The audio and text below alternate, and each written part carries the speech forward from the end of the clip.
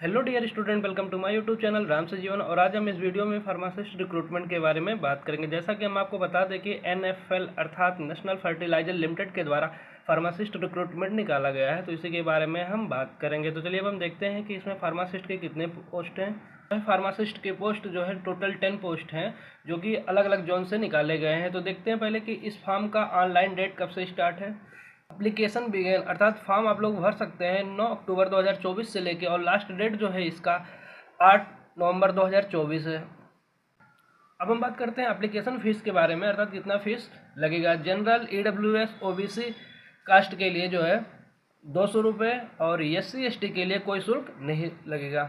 अब हम बात करते हैं एज लिमिट की कि कितना एज लिमिट होना चाहिए फॉर्म को अप्लाई करने के लिए। मिनिमम एज जो है 18 साल और मैक्सिमम एज जो है 30 साल होने चाहिए, जो कि इसमें एज रिलैक्सेशन भी दे रखा है। तो चलिए अब हम पहले नोटिफिकेशन को डाउनलोड कर लेते हैं।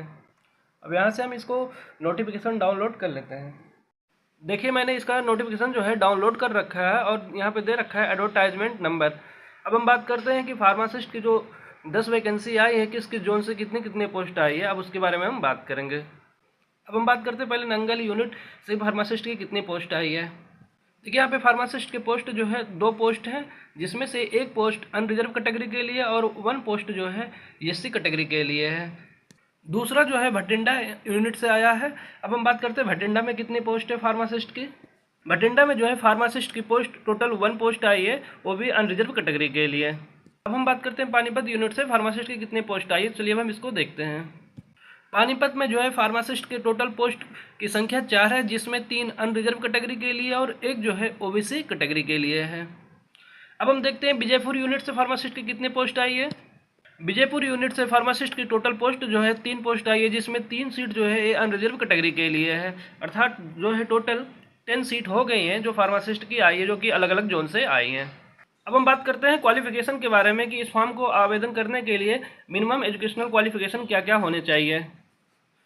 देखिए इसमें दे रखा है फार्मासिस्ट के लिए, पहले तो एज के बारे में बता दें। मिनिमम एज जो है 18 वर्ष और मैक्सिमम एज जो है 30 वर्ष होने चाहिए। और इसमें आपकी क्वालिफिकेशन की बात करें के बारे में, तो क्वालिफिकेशन 10+2 होना चाहिए इन साइंस में, with full time regular diploma in pharmacy with minimum 50% mark, अर्थात आप 12वीं कक्षा साइंस के साथ होना चाहिए। और डिप्लोमा इन फार्मेसी जो है मिनिमम 50% होना चाहिए। और आप जिस यूनिवर्सिटी या इंस्टीट्यूट से किए हैं डिप्लोमा इन फार्मेसी, वह इंडियन फार्मेसी काउंसिल से अप्रूव होना चाहिए।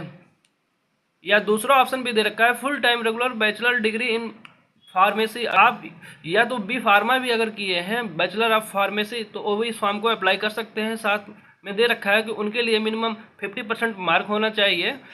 और लास्ट में दे रखा है candidate should be registered with state या इंडियन फार्मेसी काउंसिल, अर्थात वह फार्मासिस्ट जो है स्टेट या इंडियन फार्मेसी काउंसिल से रजिस्टर्ड होना चाहिए। अर्थात कहने का अर्थ यह है कि इसमें आपको 10+2 साइंस के साथ होना चाहिए, और डिप्लोमा इन फार्मेसी या बी फार्मा वाले बच्चे भी इस फॉर्म को अप्लाई कर सकते हैं। साथ ही वह एक रजिस्टर्ड फार्मासिस्ट होने चाहिए स्टेट फार्मेसी काउंसिल या इंडियन फार्मेसी काउंसिल से।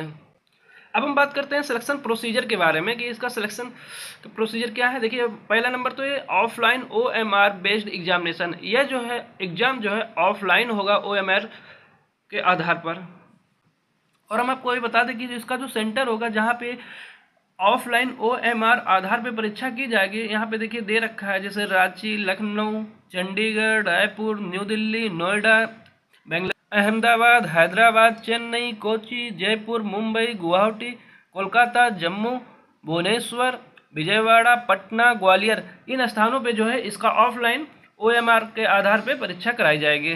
दोस्तों अगर हमारे द्वारा दी गई जानकारी आपको अच्छी लगी हो तो प्लीज़ हमारे वीडियो को लाइक और सब्सक्राइब कीजिए, और अपने दोस्तों के साथ शेयर करना ना भूलिए।